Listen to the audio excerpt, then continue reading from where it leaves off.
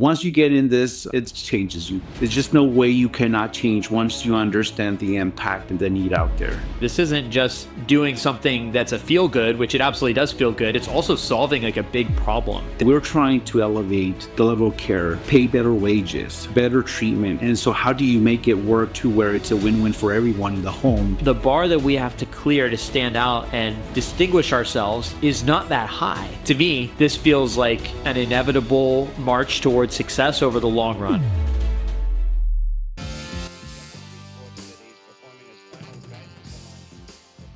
Welcome back to the Hybrid Real Estate Professional Podcast, the show where we arm you with the tools, tips, and mindset to engineer your own upside in life through real estate and small business investing without compromising what matters most.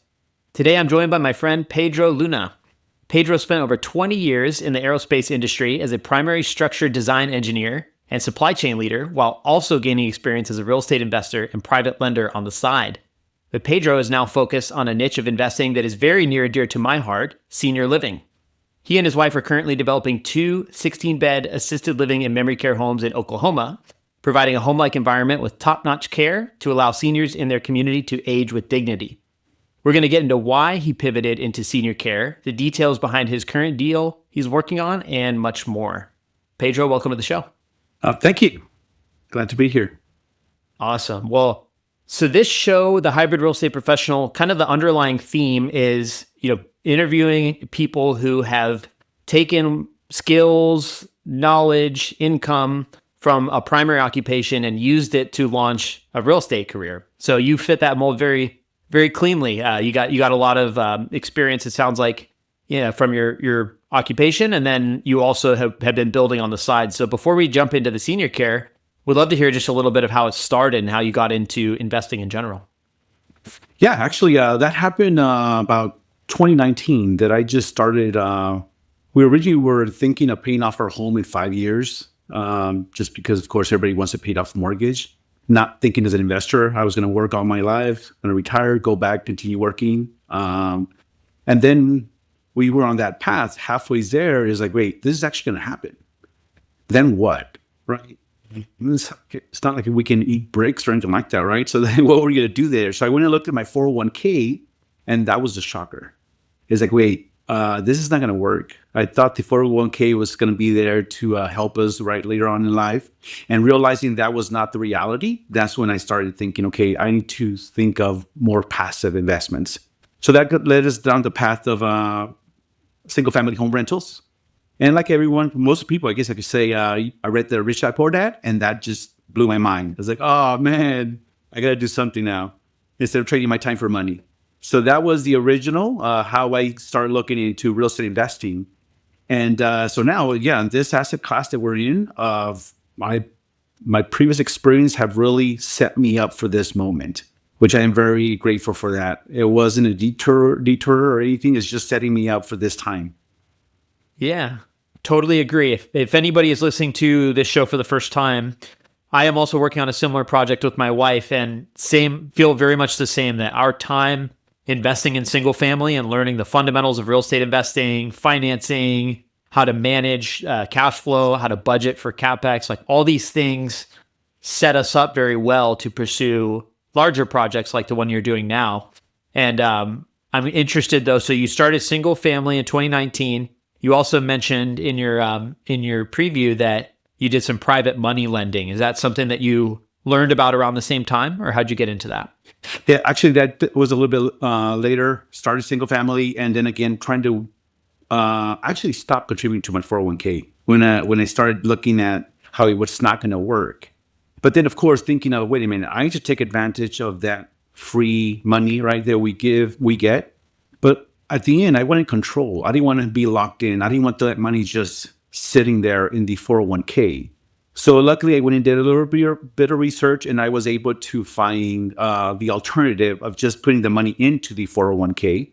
And so I put it into the after tax and then roll it out into a self-directed IRA, which is that's where I blend it out as a private lender to investors. Very cool. Yes, self-directed retirement accounts. It's something that I hadn't actually spent a whole lot of time on until pretty recently. But this year, Andrea and I opened solo 401ks and are getting into that game as well. It's very very interesting. And once you do the math, and especially you educate yourself on how to invest and how to understand, what it's like to be a lender, it can be a great opportunity, especially for something like a retirement fund. So good on you. So how did you get the initial spark to look into senior care? Yeah. So actually, my wife and I had been looking for a while to pivot for a bigger deal, right? We're thinking, okay, if we're going, I don't want to acquire all these 100 properties to then go level up. And so if we're going to do this, we need something that's commercial. We're also looking for a business, something that my wife was willing to jump in. And then the fourth one, the key thing is something that had a purpose, not just more income, right? Like if we're doing this, it's got to be something that meets a need, that has a purpose. And so that's where I came across at a friend's barbecue. I heard her speaking about this asset class, right? Senior care is like, wait a minute. You own the operations and you own the real estate, and this is a commercial deal, and it's right up the alley. So it checked all of our boxes for us. Being that my wife was a CNA, private caregiver previously in the years, she also worked at a psych unit. And so when I came home, I told her, she's like, yes. Because before it was all no, no, no, all these ideas I had. But this one actually aligned for both of us. It was like, okay, this is the path. Of course, as an investor, I was thinking high level. Do the numbers make sense? How does all this work? But once you get in this, it changes you. There's just no way you cannot change once you understand the impact and the need out there. Yeah, I think it's the perfect combination of there's such a crippling shortage already of beds, and that's now, and it's projected to get much, much worse over the next 10 to 15 years. So you just see even those stats at a high level, and you realize like, okay, this isn't just doing something that's a feel good, which it absolutely does feel good. It's also solving like a big problem that's already a problem, and it's soon going to be a crisis. Is kind of how I think of it. And you're right. Once you see it, you can't unsee it, and it really does bring all four of those things together, like you said. And one of my favorite things you said is, your wife being really bought in and interested in pouring into a business like this, which may or may not have been the case if you did something like a self-storage or a big multifamily building, right? It just feels different to work on a project like this, where you can really measure the impact by the quality of people's lives, and you can see that on their face when you're delivering good care. So I love that. What kind of roles are the two of you planning to take in this business? So as far as the operations, we're going to work in the business. We're going to work on the business, not in the business, right? So we're going to manage the managers. We're setting up all the policies and procedures, making sure that we hire correct from the top down. When I say correct or hire right is, again, as we all know here, this is a different type of care. It's not just somebody who needs a job. We need someone that has a heart, first of all. And then from there, you can train them. And so that's our main goal. Make sure that we lead from the top down, that compassion, why we're doing this. At the end, we want to make sure that I am proud to have my mom there, my father-in-law, mother-in-law, right? This is why we're doing this. And so with that in mind, we are continuing to educate ourselves and learning more every day. We do want to get through the classes of the state of Oklahoma. But at the end, we do want to hire an administrator, a professional that understands this to hang their license in the home. But yes, lead from the top down. Very nice. And tell us a little more just about the project in general, whatever numbers you're kind of willing to share is like the size and the kind of the scale. And then we'll get into the deal side too, but just at a high level, what are we looking at with this project?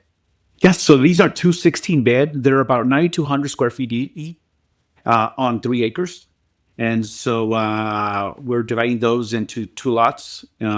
These will be 24-hour care, 2 caregivers, 24 hours a day. We will have a private chef and administrator to oversee the homes. According to the area here in Oklahoma, these are the first 16-bedroom homes because we do have a no more than 5 unrelated adults to stay residential. Then from there, you just see bigger homes. Or the example, one of my LPs, she owns 2 of these homes that are licensed 10 beds, but they are zone commercial. So if we're going to go beyond the 5, then we have to go commercial. So that was the original, okay, if we're going to go commercial, then how do we make this work? And so finding the sweet spot, understanding the rules and regulations and are the ordinance of the city, that's where we decided that the 16-bed model is the right place, the right model for us. It's a bit of a math problem, isn't it? Right? When we were Definitely. trying to figure out what's the right size home to still capture the feeling of being at home, but also that makes financial sense because, like you mentioned, it's a 24/7 business and 24/7, 365. You have payroll that entire time. That's easily the biggest and probably most significant expense. As far as if that goes, super over budget, then all of a sudden it really impacts the rest of your business and the way that you can run it. So, that's the 16 bed makes sense because that's how much revenue you can use to support the business. You might, if you have a couple less beds, you still probably need the same amount of staff. So I don't know. Correct me if I'm wrong, but I viewed it almost as like a math problem you have to solve in order to be able to provide the level of quality that you're looking for. Would you agree? Definitely. And so that's why when I found out, because originally when we took the training from the Raw Academy, we came back home thinking, okay, we're going to do a 10. That was our original. We didn't know how, we didn't know exactly what we needed to do.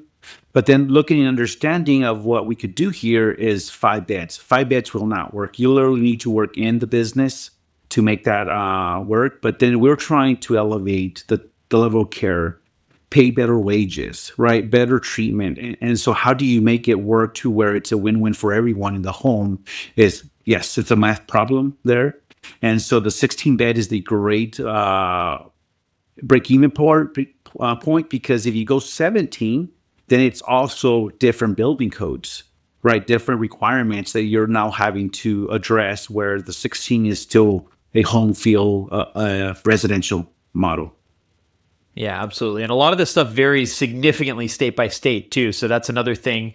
As we've launched our project and people reach out to us can ask about the idea of doing this in their own home state. A lot of it is so specific that, of course, you can provide the generalized framework. But I think what you've done is been able to go and really dig into your local market and figure out what's the best situation.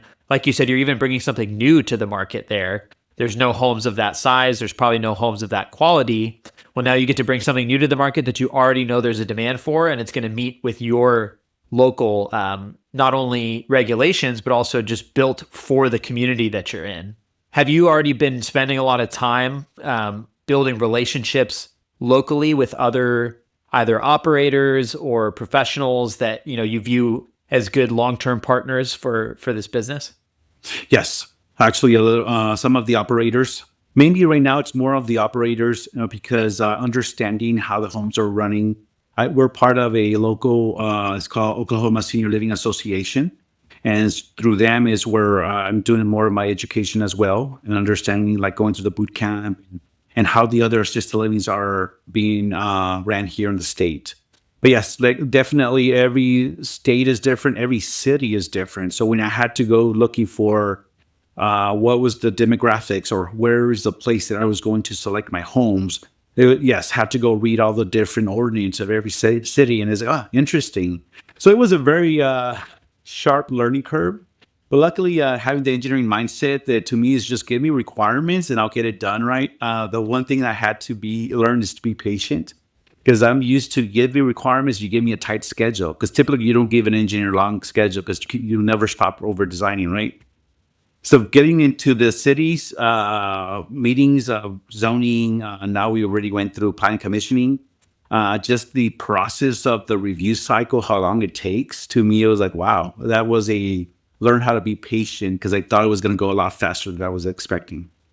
Yeah, that is absolutely true that, pretty much it's already a long timeline, even if things go well. And then inevitably, there's always going to be curveballs along the way. So there's a level of emotional resilience and patience that you have to build. And some of it you can only build once you're going through it. Have you enjoyed the journey so far? Have there been is it mostly been a positive because you got such a strong vision and dream, or have you felt any kind of challenges as you weather the choppiness of such a long path? I'm actually enjoying it. This is why I feel more passionate about it because when I was doing the passive investment, the single family, I just saw myself as an investor, right? Now that I'm doing this, I actually have this drive and passion for it. That honestly, it's my exit strategy for my full-time job because I now see the possibilities of being able to do more, learning how to become a developer, learning how to become an operator, and now also, of course, the third side to the that I wasn't thinking of the equation is learning how to raise capital, right? I wasn't envisioning originally to do that because we were thinking just a small 10 bed, we'll do that ourselves. But then as you start learning and growing and understand the opportunity there and bringing others involved, others to take advantage of the opportunity, then that's when you start to see, hey, why don't we share this with others as well? But yeah, I wasn't envisioning myself having to raise capital. Yeah, absolutely. Well, I mean, it's a big, bold vision, but there's so much upside and so much opportunity, and more importantly, like we're saying, impact as well. So, why don't you tell us a little bit about the deal? So, what is the opportunity? Kind of where are you at in that process, and what would you want an investor to know if they were considering it? Yeah, definitely. So what we're doing is we're raising capital for both homes. So we're doing them as two separate asset class. We're doing them as two separate classes. So Class A is one of the homes, Class B is the other home. It's the exact same opportunity for both classes. It's just two separate homes. And so it is open to accredited investors. And so at this moment, what we are looking for is limited partners. So any accredited investors that are looking for a pretty good return, we do have a landing page. We can send our investors go look at that information. But yeah, very, very competitive returns because I understand it's a different asset class for a lot of investors. This is new, senior living. And also, of course, because we're ground up. So it's a very good opportunity to take advantage because a lot of times when investors come into this space, you feel like we can do this. We want to go do this. And a lot of people have the passion at the beginning. But as you heard here at the beginning, there's a lot to it. There's a lot of moving pieces. And reality, it does take a passion and the time invest to make this work. And so some of us are out there actually in the day-to-day making it work, where my full-time job now feels like a side hustle, right? Because I'm truly invested in this opportunity here, where this is where I'm excited to give the passive investors, or if someone that feels overwhelmed, there's a lot to this. Well, you can still join us. Come be a part of this. Then you can start to see how we can make it work to where now you can feel more comfortable to go do your own opportunity as well. Yeah, absolutely. I've always loved that dual benefit, right? One is that people who are passionate about contributing to the solution to this big problem, this is a way they can do that, right? Their capital will go directly into financing a project that will go help fill that shortage of beds that we were talking about earlier. And of course, they have the opportunity to get a healthy return as well. So they're also getting a front row seat to watch you and your wife build this business and how all the journey of doing that, the different phases. Development is a challenging road. Again, not only just from an execution standpoint, but emotionally, it's a lot of ups and downs. And as a passive investor, you get to benefit from the returns that come with a project like that without having to go through all the potential anguish and ups and downs, right? Pedro will go through that for you. Definitely. And then excited because the appraisal in these homes, wow, they really outperform. So that's a good thing about it, that the NOI is very good, that gives more value to this asset class. So if someone is interested, they should really consider it, look into it, and partner with those that are doing this. Today's episode is brought to you by the Remote Real Estate Academy, the community I launched last year where I personally coach investors and empower them to buy rental properties anywhere in the United States. My business partner Nathan and I have a collective 15 years experience with over 20 cash flowing out-of-state rental properties. We provide a step-by-step playbook on how you can build your own portfolio and start accessing the life-changing benefits of real estate investing starting today. Go to remoterealestateacademy.com for more info, or better yet, shoot me an email at aaron@aaronamin.com with subject line RREA, and I'll throw in a special bonus for podcast listeners who join the Academy. Now let's get to the show. Can you share a little bit about, so it's a development project, and I think most investors, when they hear that, they think, well, great, I'm not going to get paid for a couple of years. What are the different ways in which you structured the return profile? So some people look to refi after a few years and do a lump sum payment. Some people focus on heavier cash flow. What's your kind of approach and desired outcome for your investors? Good question, because investors sometimes are looking at the cash on cash, right? Is like, if I'm going to put the money in the deal, how much cash on cash will I see? Because it is a new development. We are projecting a 15-month construction and then 9 months to stabilize. So that's a 2-year period that you can see little to no cash flow. But we make up that at the later side. We make that up at years 3, 4, and 5 by giving higher cash on cash returns there. So, for example, if we're projecting an 18%, 18.5, then when you divide that by the 5 years, you're talking about 11.7, right? Cash on cash, which is pretty good for a project that started from the ground up. It is a 5-year commitment.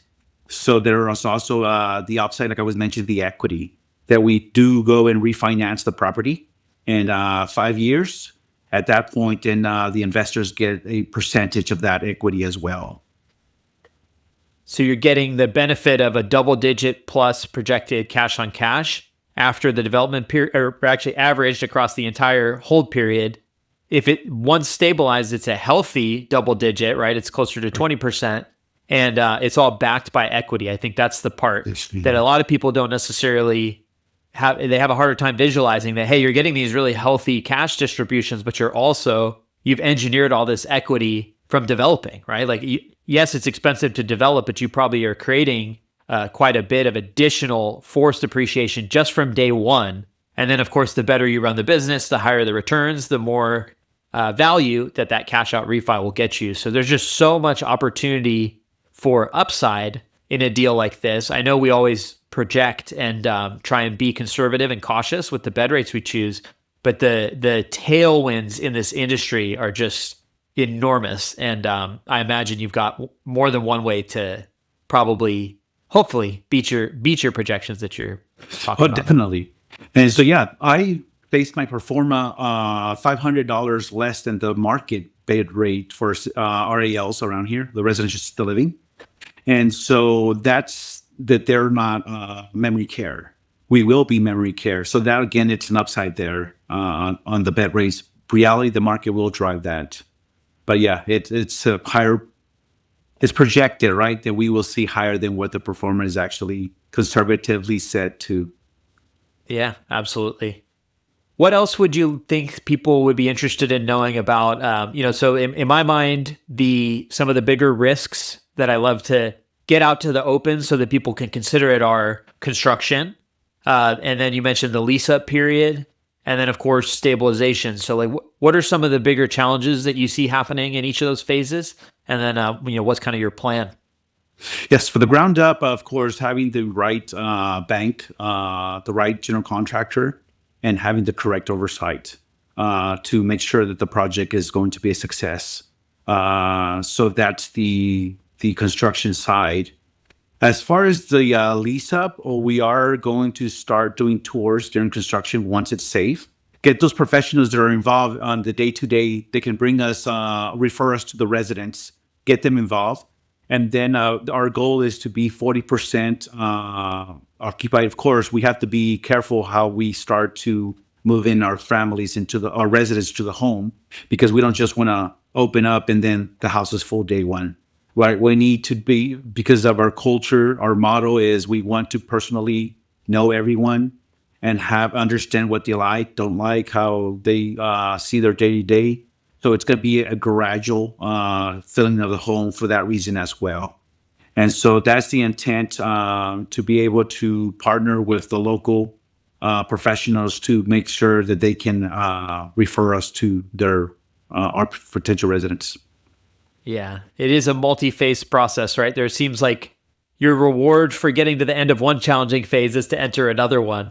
And with each phase comes a whole new set of challenges. But one thing I've loved, I've only known you for a brief period of time, Pedro, but the entire time I've seen you, you work very hard. You're at everywhere you can be to learn and take in the information and meet new people and operators and get all this different perspective so that when it's time for you to open your doors, you're going to be pulling from a range of people who have done this successfully before. But what would you say is kind of the number one thing that you've done so far that is going to prepare you for this moment when you guys are finally ready to open? I think that's the key there. I've been networking a lot intentionally to understand how I envision our home. And so I literally can envision it now. I know it's going to be years down the road, but ever since day one, when I was fully committed, once I realized that the need is there, that's when I decide, you know what? I don't know what I don't know. And I do not expect others to know it for me. Even though there are professionals out there, I cannot expect that how can I hold somebody accountable if I don't even know how to hold them accountable for something, right? And so that's why I took it upon myself to go learn it. Again, I am not going to be working in the home, but I want to learn and understand how our home is run from the top down, right? Understanding all that has really been a very good opportunity.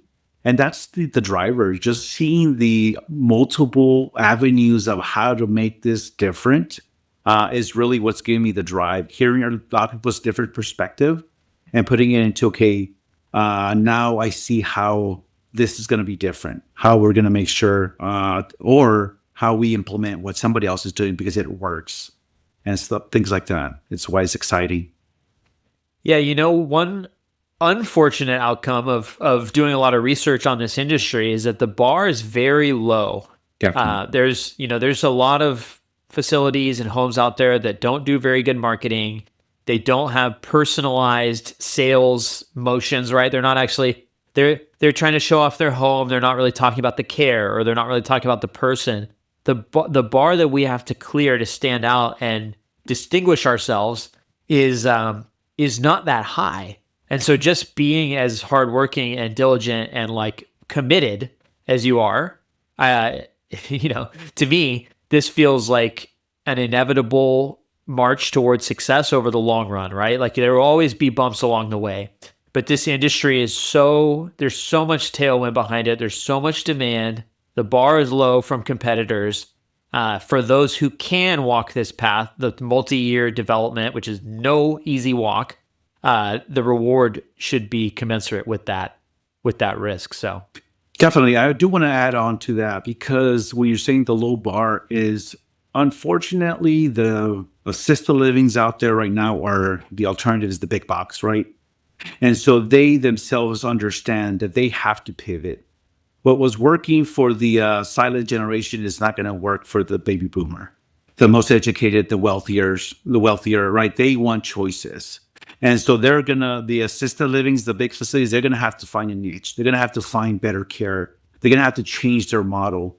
And that's why we're able to run our homes where our managers or administrators are actually in the home, not corporate office across the street or across the state. They're actually in the home day to day. So yeah, we do provide the alternative niche that it's very easy, like you said, to stand out on that side. It's all about the resident. How do we provide the level of care that we want for our own loved ones? And again, if we're changing society here, the way assisted living is, how do we want it for us when we get there, right? Making that culture change to where we want better when it's then our turn as well. absolutely, man. Well, the world needs more operators who are willing to do some of this hard work to really acknowledge this problem and meet the moment head on. And I'm grateful that you and your wife have chosen to take this path. And I hope that you find all the success and prosperity and impact that you're looking for. If people want to learn more about the investment opportunity or just learn more about your business in general, what's the best way for them to reach out and find you?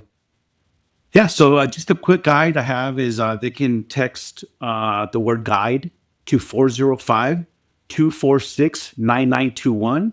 That's guide 405-246-9921. And I'm also on Facebook and LinkedIn. So that's a great way to connect with me. Very cool. And I'll just say it again. I've watched Pedro just go relentlessly while he's got kids, he's got a job, he's got all sorts of stuff going on, but he is putting in the work. I will tell you that. And I've been really impressed and happy to get to know you. and excited to see this project come to life. Great. Thank you. Appreciate it. You bet, man. And we'll put all that stuff in the show notes. Everyone, please reach out to Pedro if you're interested, and we will catch you next time. Great. Take care. Thanks. Thank you for making it to the end of today's episode. As you may know, podcasts are very difficult to grow organically. If you're getting value from today's episode, I'd deeply appreciate if you could take 30 seconds to leave my show a 5-star rating and review. This will go a long way to helping me reach more listeners just like you. Thank you so much in advance.